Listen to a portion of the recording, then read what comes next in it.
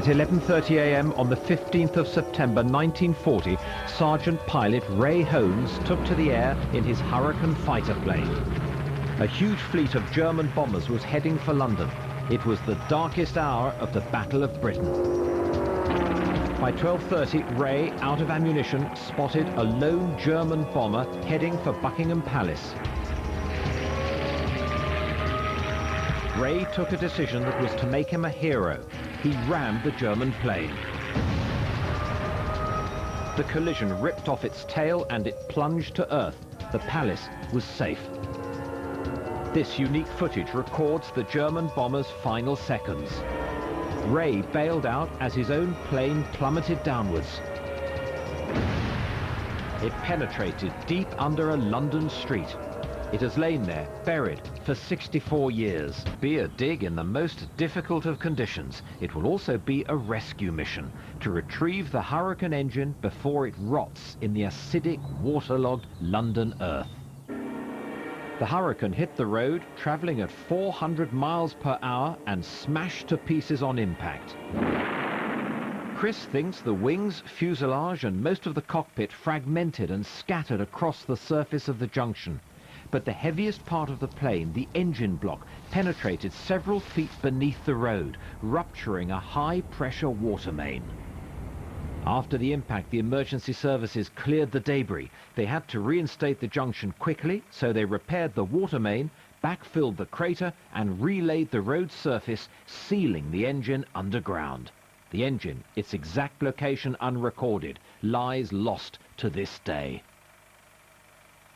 Although the London Fire Brigade took a photograph and motion picture film of the site immediately after Ray's crash, it is impossible for Chris to tell precisely where the engine lies. In order to get permission to dig, he needs to find hard evidence of its exact location. But his first attempt to find it is a failure. The London clay is preventing ground-penetrating radar from giving deep enough readings. Given that we know that the ground around here is clay and radar doesn't work particularly brilliantly in wet clay, the radar hasn't actually picked up what we were hoping it would. Do you think that it means it's not there, or do you think that means you just... Oh no, we can't say it's not there just because we're not seeing it. It could be 15 feet. Oh yeah, basically all we can say is we're not seeing it. That's all you can say. Yeah. The ground-penetrating radar has got him no further. Chris still needs to find the engine's exact position. He's prepared to try anything to get permission to dig.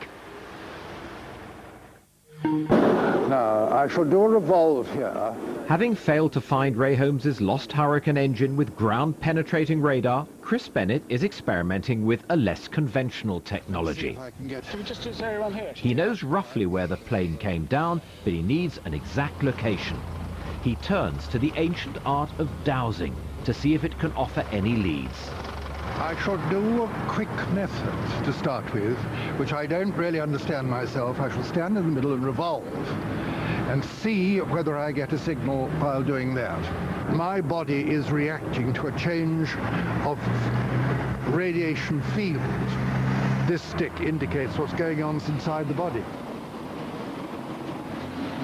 Dowsing is a traditional method of finding underground watercourses such as streams. Mark that one there, then. But it can also be used to locate buried metal.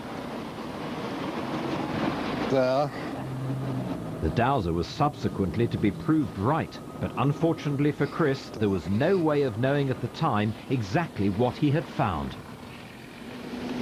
Another one there. Poor old dowsing can't tell you what there is under there.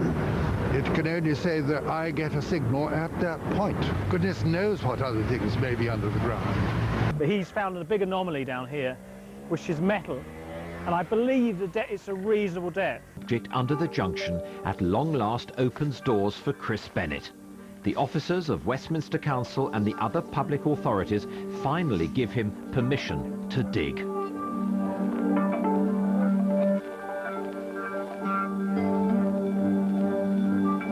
They think they've found the engine, but now Chris needs to do a different kind of survey. He has called in specialists who use radar to map out underground pipes and cables. He has to know exactly what he might find under the surface of the road.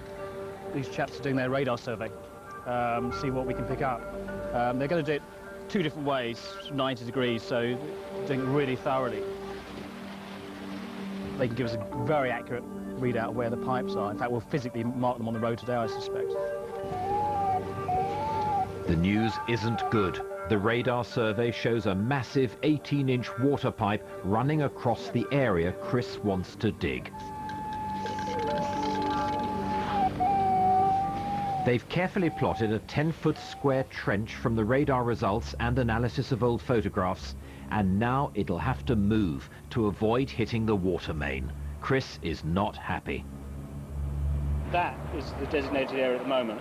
This one here is where we had it before, after a radar survey about a month ago. There's a chance we may not be able to dig underneath the water main, because an 18-inch water main has a full flow of water in it under a lot of pressure. The civil engineers who will carry out the dig are losing patience. Chris must decide on the location of the trench, but he's still putting it off. This way and this way. No, we might. We need to know today exactly where the hole's going to be dug. Exactly. The only reason we need to know today is the safety, isn't it? The safety barrier. So no, we're going to need to know today, because pinpoint, you tell us that hole's going to be dug there, it'll be marked there, and that's where it'll be dug. Chris has moved his square to avoid the water pipe. The decision is final, the date set. Chris and his team have only been granted 2 days for the excavation. It's a race against time.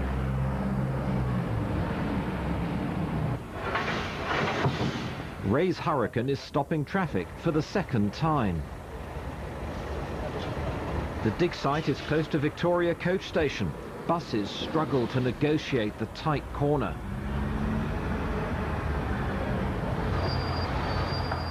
here they are. Hey! Here we come. It's nothing like causing chaos in London, is there?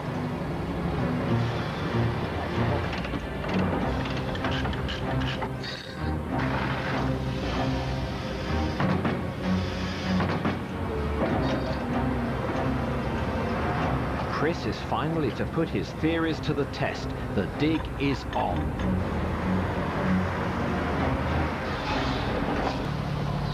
And time is running out. The team have to dig through the night with hand tools. At a depth of 8 feet, they have an unwelcome surprise. They have hit an unrecorded, concrete-encased pipe. It lies above the point where the ground-penetrating radar indicates the wreckage might be. It's actually loose.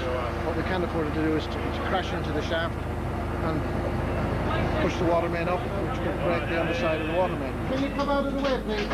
The dig is at a dangerous stage. If the water main breaks, the dig is over and the engine will never be recovered. Fingers crossed. It's the end of the dig for Ray Holmes's Hurricane. The moment has come to dislodge the engine without breaking the water main. The engine emerges safely. The dig is a success. It's not the best condition Merlin ever recovered, but it's certainly going to be the most historic and culmination really of 15 years of planning and persuading. It's going home where it was rotting badly, almost corroded to nothing. Day. Right, so this is the control column. It's actually called a spade grip. He flies it holding on around there, and this is the gun button. You have a ring here, it's a slight recess. That means it's on fire. So if you press the button, it'll fire the guns. You just see an E there, that's safe. But that, interestingly, is on fire. He obviously has been using his guns. To find this is the ultimate. This is cockpit. Usually it's on top of the engine. But in this case, it's actually underneath it.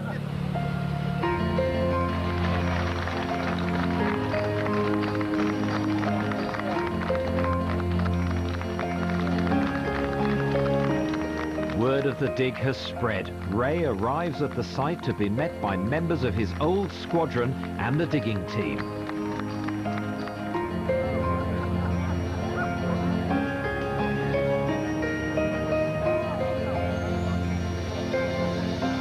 It's lovely to meet you at last.